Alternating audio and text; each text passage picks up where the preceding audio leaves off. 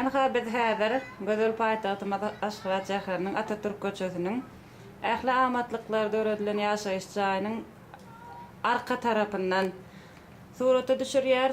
Bärde biz Olimpiya şäherjigine täze ähli amatlyklar döredilen jaýlarymyzy görýäris. Bärde gaty kän jaýlar bar.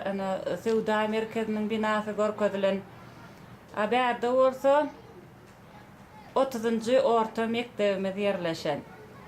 Biziň bu tarapymyzda seredeňizde Sovetski köçäniň ähli amatlyklар döredilen jaýlaryny görýäris.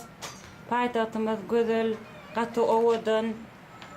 Bärde bolsa 45-nji çağalar bagymyz ýerleşýär.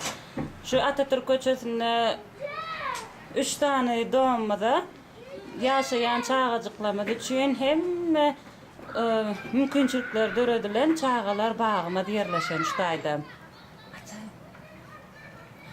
Bu tarapda bolsa biziň Iqtisadiýet we Dolandyrış institutumyzyň umumy ýaşaýyş jaýy, umumy ýaşaýyş jaýyny görmek bolýar.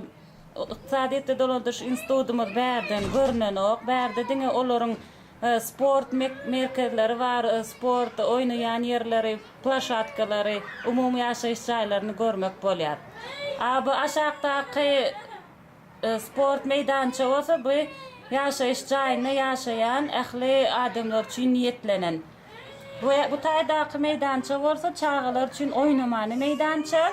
Aňarsynda üssü ýapylan gyzyl şepirde bolsa ähli Hudaý ýollaryny bermäne, toý märekeleri üýşürmäne ýörüýte niýetlenilen.